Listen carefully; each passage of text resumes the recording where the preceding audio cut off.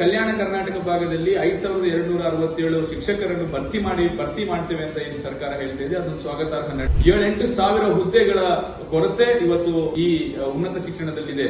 ಆದ್ರೆ 2,000 ಹುದ್ದೆಗಳನ್ನು ಭರ್ತಿ ಮಾಡುವಂತದ್ದು ಸರಿಯಲ್ಲ. ಇನ್ನಷ್ಟು ಜಾಸ್ತಿ ಹುದ್ದೆಗಳನ್ನು ಭರ್ತಿ ಮಾಡ್ತೇವೆ ಅಂತ ಸರ್ಕಾರ ಹೇಳಬೇಕಿತ್ತು. ಟೋಟಲ್ ಇವತ್ತು ಸಿದ್ದರಾಮಯ್ಯನವರು ಮಂಡನೆ ಮಾಡಿರತಕ್ಕಂಥ ಬಜೆಟಿನ ಓವರ್ ಆಲ್ ಒಂದು 4 ಲಕ್ಷ ಕೋಟಿ ರೂಪಾಯಿಯಲ್ಲಿ ಕೇವಲ 1% ಗಿಂತ ಕಡಿಮೆ ಹಣವನ್ನು ಅಲ್ಪಸಂಖ್ಯಾತರಿಗೆ ಕೊಡ್ತೇವೆ ಅಂತ ಹೇಳಿದ ಮಾತ್ರಕ್ಕೆ 1% ಗಿಂತ ಕಡಿಮೆ ಇರುವಂತಹ ಒಂದು ಬಜೆಟ್ ಅನ್ನು ಇದು ಸಾಬ್ರ ಬಜೆಟ್ ಅಂತ ಹೇಳುವಂತದ್ದು ಎಷ್ಟು ಸರಿ? ಇದನ್ನು ಹಲಾಲ್ ಬಜೆಟ್ ಅಂತ ಹೇಳಿ ಇದನ್ನು ದಾರಿ ತಪ್ಪಿಸುವಂತದ್ದು ಎಷ್ಟು ಸರಿ?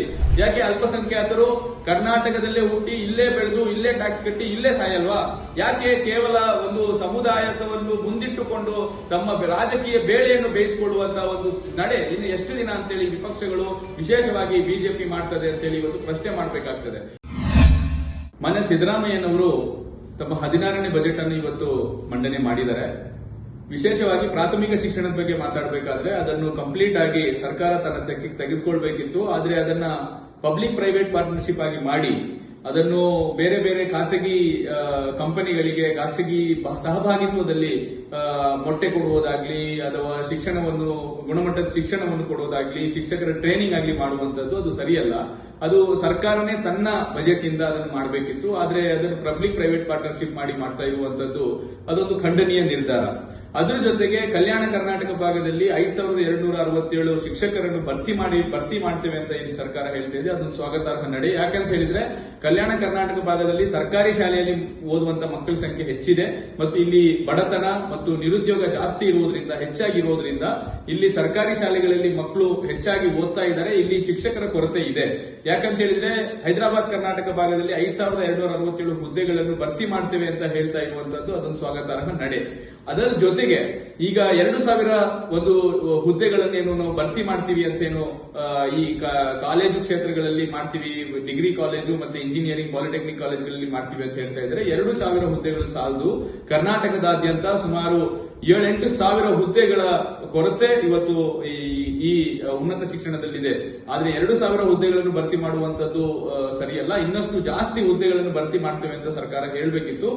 ಆದ್ರೆ ಸರ್ಕಾರ ಬರೀ 2,000ಕ್ಕೆ ಸೀಮಿತಗೊಳಿಸಿರುವಂತದ್ದು ಬಹಳ ಸ್ವಲ್ಪ ಉನ್ನತ ಶಿಕ್ಷಣದ ಬಗ್ಗೆ ಸರ್ಕಾರ ಅಷ್ಟಾಗಿ ಕಾಳಜಿ ವಹಿಸ್ತಾ ಇಲ್ಲ ಅಂತೇಳಿ ನಮ್ಗೆ ಅನಿಸ್ತದೆ. ಅದ್ರ ಜೊತೆಗೆ ಇವತ್ತು ಏನು ಈ ಬಜೆಟ್ ಅನ್ನು ಓವರ್ ಆಲ್ ಬಜೆಟ್ ಅನ್ನು ಒಂದು ಸಮುದಾಯದ ಬಜೆಟ್ ಅಂತ ಹೇಳಿ ವಿಪಕ್ಷಗಳೇನು ಗುರುತಿಸ್ತಾ ಇದ್ದಾವೆ ಅದು ಬಹಳ ನೋವುಂಟು ಮಾಡುವಂತದ್ದು. ಒಂದು ಸಮುದಾಯದ ಜೊತೆಗೆ ಮಾಡ್ತಾ ಇರುವಂತಹ ಅನ್ಯಾಯ. ಯಾಕೆ ಅಂತ ಹೇಳಿದ್ರೆ ಇಲ್ಲಿರುವಂತ ಅಲ್ಪಸಂಖ್ಯಾತರ ಸಮುದಾಯದ ಒಟ್ಟಾರೆ ಟೋಟಲ್ ಪಾಪ್ಯುಲೇಷನ್ ಇನ ಸುಮಾರು 13ರಿಂದ 14-15% ರಷ್ಟು ಅಲ್ಪಸಂಖ್ಯಾತರ ಪಾಪ್ಯುಲೇಷನ್ ಈ ಕರ್ನಾಟಕದಲ್ಲಿದೆ. ಟೋಟಲ್ ಇವತ್ತು ಸಿದ್ದರಾಮಯ್ಯನವರು ಮಂಡನೆ ಮಾಡಿರತಕ್ಕಂಥ ಬಜೆಟಿನ ಓವರ್ ಆಲ್ ಒಂದು 4 ಲಕ್ಷ ಕೋಟಿ ರೂಪಾಯಿಯಲ್ಲಿ ಕೇವಲ 1% ಗಿಂತ ಕಡಿಮೆ ಹಣವನ್ನು 3,000ರಿಂದ 4,000 ಕೋಟಿ ರೂಪಾಯಿಗಳನ್ನು ಅಲ್ಪಸಂಖ್ಯಾತರಿಗೆ ಕೊಡ್ತೇವೆ ಅಂತ ಹೇಳಿದ ಮಾತ್ರಕ್ಕೆ ಅದನ್ನು 1% ಕೇವಲವನ್ನು 1% ಗಿಂತ ಕಡಿಮೆ ಇರುವಂತಹ ಒಂದು ಬಜೆಟ್ ಅನ್ನು ಇದು ಸಾಬ್ರ ಬಜೆಟ್ ಅಂತ ಹೇಳುವಂತದ್ದು ಎಷ್ಟು ಸರಿ? ಇದನ್ನು ಹಲಾಲ್ ಬಜೆಟ್ ಅಂತ ಹೇಳಿ ಇದನ್ನು ದಾರಿ ತಪ್ಪಿಸುವಂತದ್ದು ಎಷ್ಟು ಸರಿ? ಇವತ್ತು ಆ ಒಂದು ಸಮುದಾಯದ ಜೊತೆಗೆ ಮಾಡ್ತಾ ಇರುವಂತಹ ಅನ್ಯಾಯ ಅಂತೇಳಿ ಅನ್ನಿಸ್ತಿದೆ. ಇದ್ರ ಜೊತೆಗೆ ಮಾಧ್ಯಮಗಳು ಸಹ ಅದನ್ನೇ ಪದೇ ಪದೇ ತೋರಿಸಿ ಏನೋ ಅಲ್ಪಸಂಖ್ಯಾತರಿಗೆ ಮಾತ್ರ ಸರ್ಕಾರ ಮಾಡ್ತಾ ಇದೆ ಎಂಬ ರೀತಿಯಲ್ಲಿ ತೋರಿಸುವಂತದ್ದು ಆ ಸಮುದಾಯದ ಜೊತೆಗೆ ಮಾಡ್ತಾ ಇರುವಂತಹ ಅನ್ಯಾಯ. ಯಾಕೆ ಅಲ್ಪಸಂಖ್ಯಾತರು ಕರ್ನಾಟಕದಲ್ಲೇ ಹುಟ್ಟಿ ಇಲ್ಲೇ ಬೆಳೆದು ಇಲ್ಲೇ ಟ್ಯಾಕ್ಸ್ ಕಟ್ಟಿ ಇಲ್ಲೇ ಸಾಯಲ್ವಾ? ಯಾಕೆ ಕೇವಲ ಒಂದು ಸಮುದಾಯವನ್ನು ಮುಂದಿಟ್ಟುಕೊಂಡು ತಮ್ಮ ರಾಜಕೀಯ ಬೇಳೆಯನ್ನು ಬೇಯಿಸಿಕೊಳ್ಳುವಂತಹ ಒಂದು ನಡೆ ಇನ್ನು ಎಷ್ಟು ದಿನ ಅಂತೇಳಿ ವಿಪಕ್ಷಗಳು ವಿಶೇಷವಾಗಿ ಬಿಜೆಪಿ ಮಾಡ್ತದೆ ಅಂತೇಳಿ ಇವತ್ತು ಪ್ರಶ್ನೆ ಮಾಡಬೇಕಾಗ್ತದೆ. ಅದ್ರ ಜೊತೆಗೆ ಯಾಕೆ ಬಡೇ ಪೇಶ್ಮಾ ಮೋಜನ್ಗಳ ಬಗ್ಗೆನೇ ಚರ್ಚೆ ಮೀಡಿಯಾದಲ್ಲಿ ಯಾಕೆ ನಡೀತಾ ಇದೆ? ಯಾಕೆ ಹಿಂದೂ ಅರ್ಚಕರಿಗೆ 12,000 ರೂಪಾಯಿ ವೇತನವನ್ನು ಜಾಸ್ತಿ ಮಾಡಿಲ್ವಾ? 12,000 ರೂಪಾಯಿ ವೇತನವನ್ನು ಅವರಿಗೆ ಜಾಸ್ತಿ ಮಾಡಿದ್ದಾರೆ. ಒಳ್ಳೆಯದು. ಇನ್ಫ್ಲೇಷನ್ ರೇಟ್ ಇದೆ, ಅದಕ್ಕೆ ಬದುಕು ಮಾಡ್ಲಿಕ್ಕೆ ಏನಾದ್ರೂ ಒಂದು ಕೊಡ್ಬೇಕಾಗ್ತದೆ. 12,000 ರೂಪಾಯಿ ಕೊಡ್ತಾ ಇದ್ದಾರೆ ಹೆಚ್ಚಾಗಿ, ಒಳ್ಳೆಯದು, ಸ್ವಾಗತಾರ್ಹ, ಕೊಡಬೇಕು. ಆದ್ರೆ ಅದ್ರ ಜೊತೆಗೆ ಕೇವಲ ಮುಸ್ಲಿಂ ಪೇಶಿಮಾಮ್ಗಳ ಬಗ್ಗೆ ಮೋಜನ್ಗಳ ಬಗ್ಗೆ ಅಲ್ಪಸಂಖ್ಯಾತರ ಇಲಾಖೆಯಲ್ಲಿ ಜೈನ ಅರ್ಚಕರಿಗೂ ಕೊಡಲಾಗ್ತಾ ಇದೆ, ಸಿಖ್ರಿಗೂ ಕೊಡಲಾಗ್ತಾ ಇದೆ.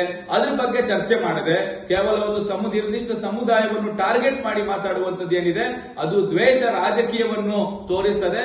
ಮತ್ತೆ ಯಾವುದೇ ಬೇಸ್ ಇಲ್ಲದೆ ಯಾವುದೇ ಬುನಿಯಾದಿ ಇಲ್ಲದೆ ಕೇವಲ ಒಂದು ಸಮುದಾಯವನ್ನು ಮುಂದಿಟ್ಟು ದ್ವೇಷ ರಾಜಕಾರಣ ಮಾಡುವಂತ ಹುನ್ನಾರ ವಿಪಕ್ಷಗಳಿಂದ ನಮಗೆ ಕಾಣ್ತಾ ಇದೆ. ಮತ್ತಷ್ಟು ವಿಶೇಷ ವಿಡಿಯೋಗಳನ್ನು ನೋಡಲು ಮತ್ತು ಹೊಸ ವಿಡಿಯೋಗಳ ಬಗ್ಗೆ ತಿಳಿಯಲು ಈ ದಿನ .com ಯೂಟ್ಯೂಬ್ ಚಾನೆಲ್ ಸಬ್ಸ್ಕ್ರೈಬ್ ಮಾಡಿ ಮತ್ತು ಬೆಲ್ ಐಕಾನ್ ಕ್ಲಿಕ್ ಮಾಡಿ.